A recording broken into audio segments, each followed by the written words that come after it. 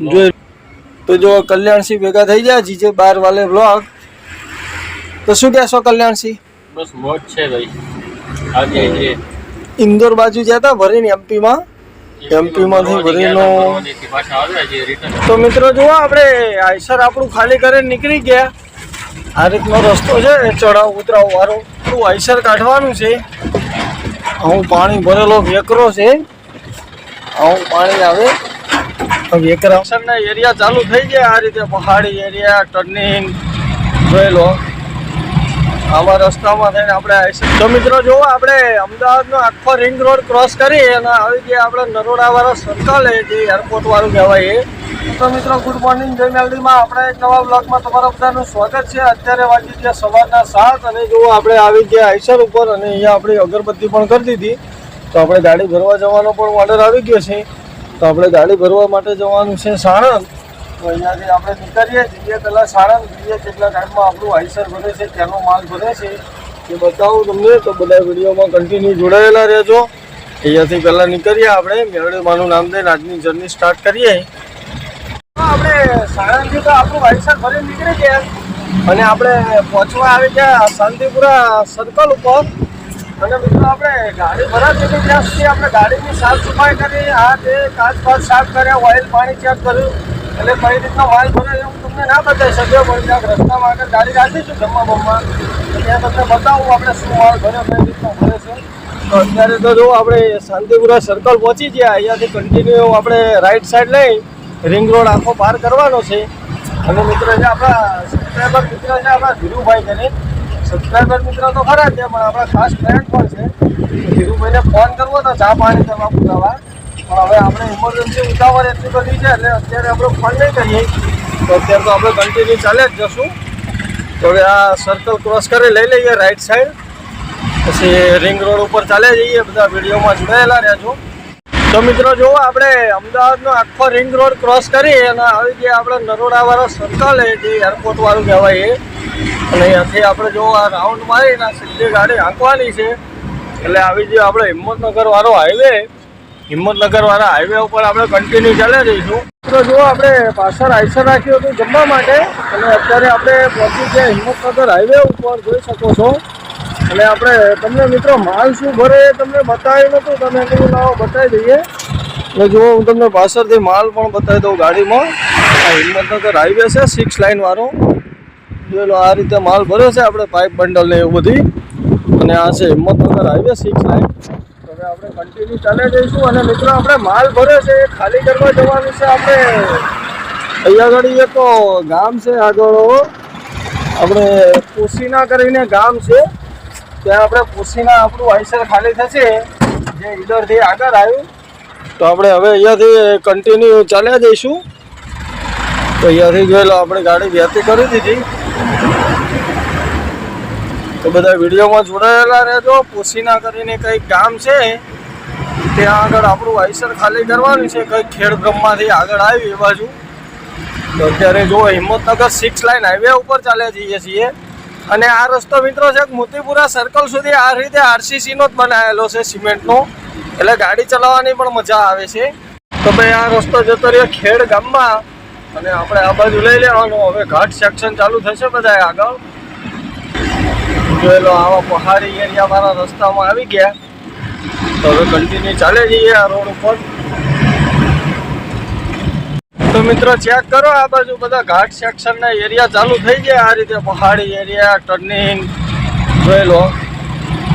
આવા રસ્તામાં થઈને આપણે આઈસર ખાલી કરવા જવાનું છે આપણું. જોઈ શકો છો તમે રસ્તાનો વ્યૂ.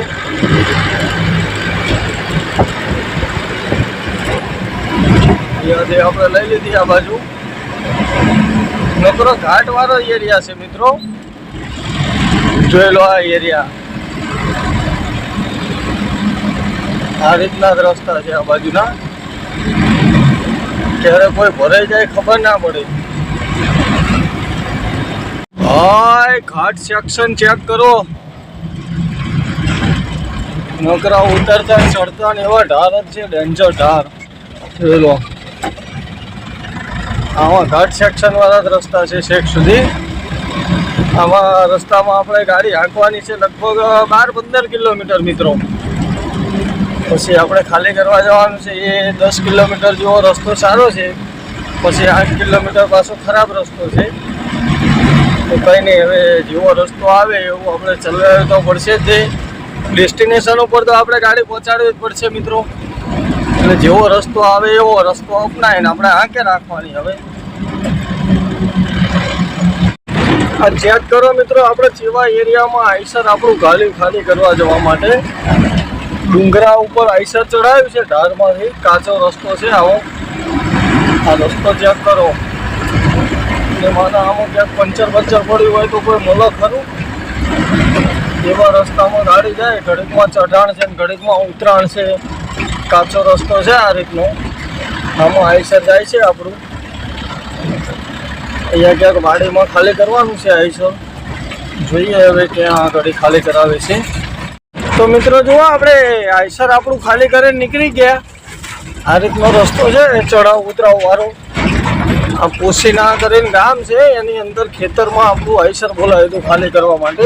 ભાઈ જુઓ, આવા ડેન્જર રસ્તામાંથી આપણું આઈસર કાઢવાનું છે.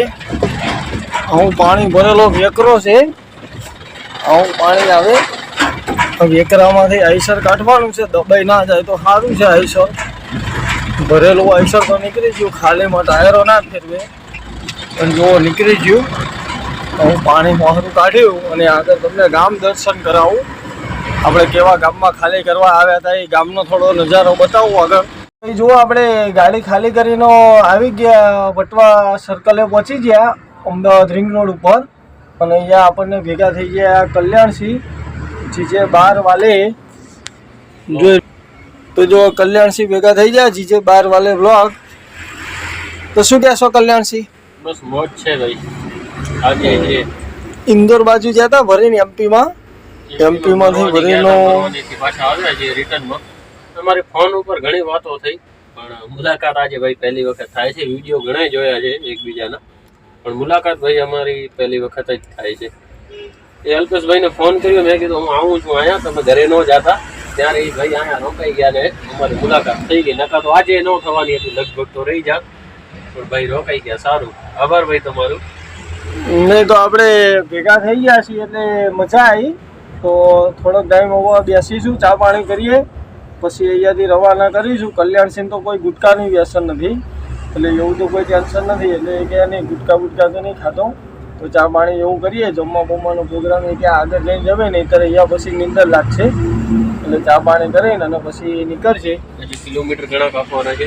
પછી તો 400 કિલોમીટર ગાડી કાપવાની છે અમને, લગભગ 400-450 કિલોમીટર. એમાં તો હશે 400 તો છે જ. જો આ રીતનું ઇન્ટરવ્યુ આવે છે એમની ગાડીનું. આપણી ગાડી તો નાનકડું આઈસર જ કહેવાય. જોઈ લો, આ રીતનું ઇન્ટરવ્યુ આવે છે ગાડીમાં. બીજે કંઈ ઘટે નહીં એ રીતે છે, જોઈ લો. અને આમ બી મિત્રો ભુજના કચ્છના બોડી કેબિન બહુ મોંઘા પડે છે અત્યારે. એટલે કચ્છની ગાડીઓ પણ હવે તો મોટા ભાગે બહારથી જ બોડી કેબિન બનાવે છે. મોડાસા બાજુ રાજસ્થાન બોડી કેબિન રાજસ્થાનમાં બનેલી છે. હા, એટલે આ જે માલિક ગાડી લીધી હતી ને નવી, હા, એની બધી ગાડીનો કેબિન રાજસ્થાન જ બનાવેલા છે, નોખાના બીકાનેર. બરાબર. અને બોડી કચ્છની. બોડી અહીંયાથી બનાવીને પછી લઈ જાય ઉમર ગાડી.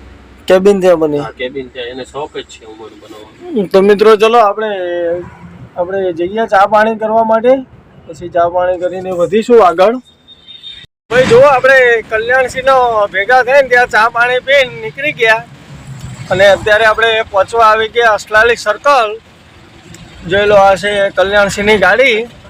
એમને જવાનું છે કચ્છમાં, એટલે એ સીધા નીકળી જશે. અને આપણે સર્કલેથી લઈ લઈશું ખાલી સાઈડ. તો જોઈ લો, એ કલ્યાણસિંહની ગાડી જાય સીધી અને આપણે અહીંયાથી લઈ લઈએ ખાલી સાઈડ. મજા આવે કલ્યાણસિંહને મળીને મિત્રો. માણા મસ્ત છે. ઘણી બેઠા અડધો કલાક વાતો ચીતો કરી. આ તે સરસ મજા આવી. તો હવે જઈએ આપણા પાર્કિંગમાં. અને સાથે જ મિત્રો આપણે આ વિડીયોને પણ કરીએ અહીંયા પૂરો. મળશું બીજા એક નવા વિડીયોમાં. ત્યાં સુધી બધાને ગુડ નાઇટ. જય માતાજી, જય મેલડીમાં.